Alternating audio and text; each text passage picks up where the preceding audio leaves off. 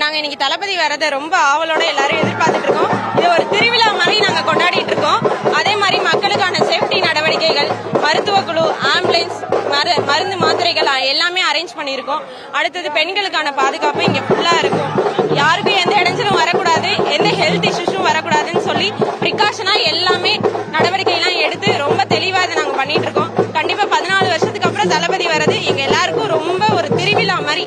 அதனால அதை நாங்க திருவிழாவா செலிப்ரேட் பண்ணிட்டு இருக்கோம். கண்டிப்பா 26ல ஒரு மாற்றம் கண்டிப்பா உண்டாகும். இந்த அண்ணனை வரவேற்கிறதுக்காக தான் நாங்க நைட்ல உட்காந்து இந்த போர்டெல்லாம் அடிச்சிருக்கோம். 2026ல அண்ணன் கண்டிப்பா ஜெயிப்பாங்க. இன்னொன்னு என்னன்னா, வரும்போது தான் நியூஸ் பார்த்துட்டு வந்தேன். எல்லா கட்சிக்காரங்களும் என்ன சொல்றாங்கன்னா, கூட்டம் சேரும், நடிகர்னாலே கூட்டம் சேரும் அப்படின்னு சொல்றாங்க. ஆனா அப்படி கிடையாது.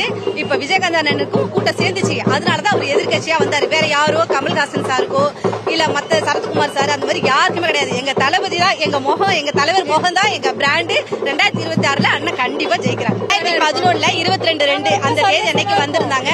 அதோட இன்னைக்கு தான் வராங்க. ரொம்ப ரொம்ப சந்தோஷமா இருக்கும். ஆமா ஆமா, அதுக்கு கண்டிப்பா மக்கள் கண்டிப்பா துணையா இருக்கணும். ஏன்னா தலைவர் ரசிகர்கள் ஒவ்வொருத்தருமே தளபதி ரசிகர்கள் என்ன பண்ணணும்னா, காவல்துறைக்கு நம்ம பாதுகாப்பா இருக்கணும். அவங்க என்ன சொல்றாங்களோ அதை நம்ம கடைபிடிக்கணும். அது மக்கள்